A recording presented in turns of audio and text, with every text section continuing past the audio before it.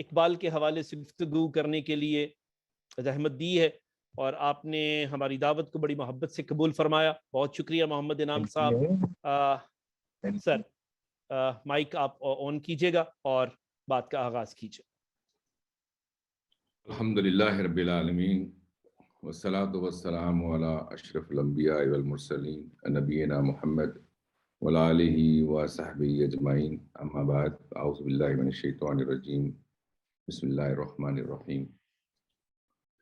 خدا کے حکم کا جو اہتمام کرتے ہیں، حدیث پاک کا جو احترام کرتے ہیں، خدا کے بندے جہاں بھی ملے ہیں آپس میں کلام کرنے سے پہلے سلام کرتے ہیں. جناب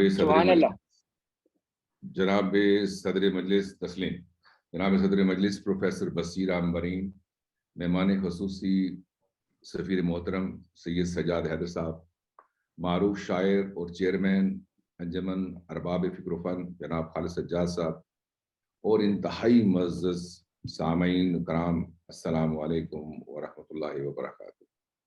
وعلیکم السلام ورحمۃ اللہ وبرکاتہ. وعلیکم السلام. سب سے پہلے تو میں صدر کویت پاکستان فرینڈز شپ ایسوسی ایشن جناب رانا اعجاز صاحب کا انتہائی تہ دل سے مشکور و ممنون ہوں کہ وہ برسوں سے فکر اقبال کا علم اٹھائے ڈٹے کھڑے ہیں.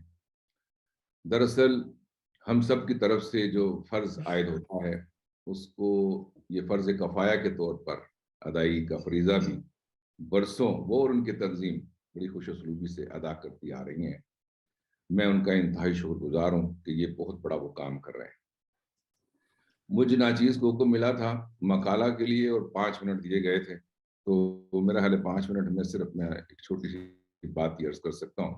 مقالہ کے لیے گنجائش یہاں نہیں بنتی. حکیم الامت علامہ اقبال شاعر مشرق کی شاعرانہ مفکرانہ عظمت کو خراج تحسین پیش کیا جائے اور نشست تھوڑی رکھی جائے تو میرا خیال ہے کہ ناانصافی ہے. یہ تو سب جانتے ہیں کہ وقت بھی اتنا ہی ہے کہ اس لیے اس بات کرتے ہوئے میں اپنی بات رکھوں گا کہ میں بہت ڈیٹیل میں بہت ابتدا میں وہ باتیں نہیں رکھنا چاہتا ہوں جو سب کو معلوم ہے کہ وہ 9 نومبر کو سیال کوٹ میں شیخ نور محمد صاحب کے گھر پیدا ہوئے، ماں باپ نے نام رکھا علامہ محمد اقبال. شعر و شاعری کا بچپن سے شوق ہو گیا، پھر ایک جگہ کے اوپر حمالہ نظم سنائی تو بہت پسند کی گئی. شروع ہی سے شاعری کے نکھرنے کی بہت پیشن گوئیاں تھیں. لوگوں نے بڑی پیشن گوئیاں کی کہ بہت بڑا شاعر بن جائیں گے. یقین جانیے یہ ساری باتیں ابتدائی باتیں عام ایک کامن آدمی کے لیے سیم ہیں. میرے حال یہ ایسی بھی باتیں نہیں ہیں جن کے لیے مجلسیں برپا کی جائیں اور ان کی تعریف کی جائے. کوئی خاص بات ہے، وہ بات جس کی وجہ سے ہم یہاں پہ اکٹھے ہیں اور علامہ محترم کو، علامہ اقبال کو خراج تحسین پیش کرنا چاہتے ہیں. وہ بات کیا ہے؟ وہ میرے لیے بھی اور ہم سب کے لیے، آپ کے لیے بھی اور میری آنے والی نسل کے لیے، میرے آنے والے بچوں کے لیے بھی ایک نشاندہی ہے، ایک یاد دہانی ہے، ایک بھولا ہوا سبق ہے جو یاد کرانا ہے. اس کا میں تھوڑا سا 5-6 منٹ میں آپ کے سامنے عرض کرنا چاہتا ہوں تاکہ خراج عقیدت کا صحیح حق پہنچ سکے. علامہ اقبال نے جدید فکر کا مطالعہ کیا، ایم اے میں فلسفہ کیا. جب گریجویشن کر لی تو فلسفہ کی طرف آئے. فلسفہ جب کیا تو ان کی جو یہ ٹرننگ پوائنٹ تھا ان کی سوچ کا، جہاں پر وہ معاشرتی اور معاشی مسائل پر ان کی دماغی جو صلاحیت ہے اس میں کام کرنا شروع کر دیا. جب دماغ کے سیل نے سپیڈ پکڑ لی، لا کرنے کے لیے علامہ اقبال ہندوستان چھوڑ کر جب چلے گئے باہر پڑھنے کے لیے، تو ان کو خاص طور پہ یورپی فلسفہ اور اس کی بنیادی رجحانات سے واقفیت ہونے لگی. یعنی پتہ چلنے لگا کہ دنیا کے جو ترقی یافتہ لوگ ہیں، جو حاکم لوگ ہیں، جو اپنے آپ کو سمجھتے ہیں کہ دنیا میں ہم آئے ہیں بحیثیت انسان کے، وہ کیسا سوچتے ہیں. تو علامہ نے اس طرح سے ان کی سوچ کو پڑھنا شروع کیا. اس فلسفے نے ان کو اتنا متاثر کیا کہ وہ پھر میونک جانے کے بعد، جرمنی جانے کے بعد انہوں نے نقشے کو پڑھا.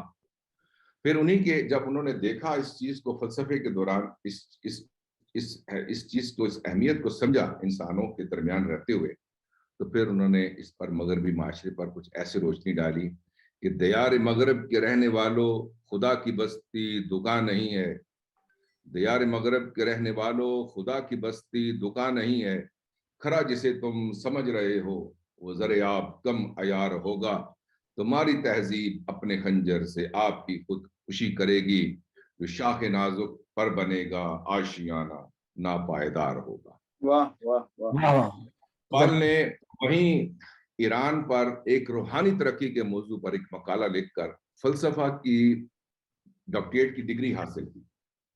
چند برس بعد وہ وکیل اور فلسفی بھی بن کر ہندوستان جب واپس لوٹے تو واپسی کے بعد جلد ہی گورنمنٹ کالج لاہور میں فلسفہ پڑھانے لگے، یہی لاہور میں۔ انہیں ہندوستان کے احساس غلامی کا احساس شدید تر ہونا شروع ہو گیا، یہ چونکہ وہ سیل کام کرنا شروع ہو گئے تھے۔ یہ وہ فرق تھا جو ایک عام آدمی سے کسی کو خاص آدمی منتقل کرتا ہے، بناتا ہے۔ ان کا جب یہ احساس اٹھا تو پھر وہ بول اٹھے کہ حکمت مشرق و مغرب نے سکھایا ہے مجھے، حکمت مشرق و مغرب نے سکھایا ہے مجھے، ایک نقطہ کے غلاموں کے لیے اکثیر، دین ہو فلسفہ ہو فقر ہو سلطانی ہو، ہوتے ہیں پختہ عقائد کی بنیاد پر تعمیر۔ یعنی عقائد ہی ہیں جو کہ انسان کو پختہ کرتے ہیں۔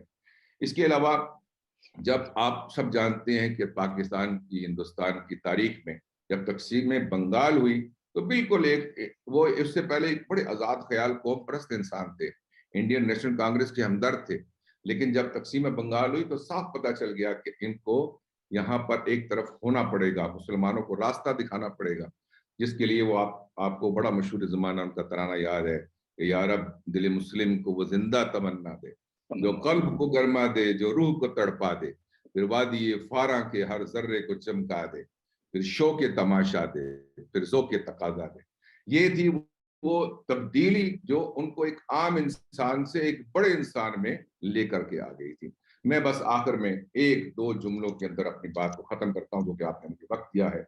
وہ بات کیا تھی کہ جو ان کے دل کے اندر جس نے ان کو آگ لگائی ہوئی تھی، یہ ہے وہ کارنامہ، یہ ہے وہ فلسفہ جو انہوں نے وکالت سے شاعری سے نہیں سیکھا، اپنے دل کے اندر کی آگ سے سیکھا، اس روح سے سیکھا جو ان کے اندر تھی، جو تڑپتی تھی۔ در حقیقت وہ مسلمانوں کے درد کو، اسلام کے درد کو سمجھتے تھے، اسی لیے انہوں نے ایک علیحدہ مسلمان وطن بنانے کا تصور پیش کیا۔ وہ ایک فکری قوت تھے اور ہیں، میں سمجھتا ہوں ابھی بھی وہ فکری قوت ہے۔ یہ ہے وہ کارنامہ جس کی وجہ سے ہمیں ان کو برسا برسا کرنا پڑتا ہے، اور یاد رکھنا ہوگا۔ جب تک ہم کو یاد رکھیں گے تو پھر ہم آگے تک چلیں گے، کیونکہ اس وقت ضرورت یہ ہے، اس وقت جو چاروں طرف ہمارے صورتحال ہے وہ یہ ہے کہ نہ وہ عشق میں رہیں گرمیاں، نہ وہ حسن میں رہیں خوشوخیاں، نہ وہ عشق میں رہیں گرمیاں، نہ وہ حسن میں رہیں شوخیاں، نہ وہ غزنبی میں تڑپ رہی، نہ وہ خم ہے زلف ایاز میں، جو میں سر بسجدہ ہوا کبھی تو زمین سے آنے لگی صدا، تیرا دل تو ہے صنم آشنا تجھے کیا ملے گا نماز میں۔ یہ وہ نعرہ تھا، علامہ اقبال کا وہ نعرہ تھا، جیو تو غیرت مستانہ سے جیو۔ علامہ اقبال نے یہ سبق پڑھایا تھا، ہم نے بالکل ریسنٹ ہسٹری کے اندر اپنے پڑوس میں وہ نعرہ مستانہ سنا ہے، جس میں پوری دنیا کے تیغ و تفنگ سارے ایک طرف تھے، اور وہ لوگ جنہوں نے نعرہ مستانہ بلند کیا تھا، ایک اقبال کا آئیڈیل ہی تھا، وہ عظیم پرچارک کا پیغام کو سمجھ لیے تھے انہوں نے، اور اس لیے وہ کھڑے ہو گئے تھے۔ پھر لاہور سے تاب خاک کے سمرقند و بخارا، اہل ایمان اور قوم رسول ہاشمی کو اول والا تازہ سے یوں امکنار کیا کہ ساری دنیا کے تیغ و تفنگ ایک طرف تھے اور دوسری جانب غیرت مستانہ کا نعرہ تھا۔ آج بھی میں اس شعر پر میں کلام کرتا ہوں کہ منفیت ایک ہے، اس قوم کی نقصان بھی ایک ہی سب کا نبی، دین بھی ایمان بھی ایک، حرم پاک بھی اللہ بھی قرآن بھی ایک، کچھ بڑی بات تھی جو مسلمان بھی ایک۔ بہت بہت شکریہ۔ بہت خوب، بہت خوب، بہت شکریہ انعام بھائی، بہت خوب، بہت خوب، بہت خوب، زبردست، ماشاءاللہ۔ علامہ نے فرمایا تھا انوکھی وضع ہے سارے زمانے سے نرالے ہیں، یہ عاشق کون سی بستی کے یا رب رہنے والے ہیں، میرے اشعار اے اقبال کیوں پیارے نہ ہو مجھ کو، میرے ٹوٹے ہوئے دل کے یہ دردانگیز نالے ہیں۔ واہ حضرات گرامی، اقبال کے اشعار سنتے ہیں. کلام اقبال ہیں ہمارے پاس اور پیش کرنے کے لیے آئیں گے علی عباس. معروف گلوکار ہیں, گزشتہ سال بھی ہمارے ساتھ اس تقریب میں شامل ہوئے تھے, اور کویت میں ہمارے ناظرین نے جنہوں نے اس پروگرام میں بذریعہ زوم میٹنگ جو شامل ہوئے تھے, انہوں نے علی عباس کو بہت پسند کیا تھا.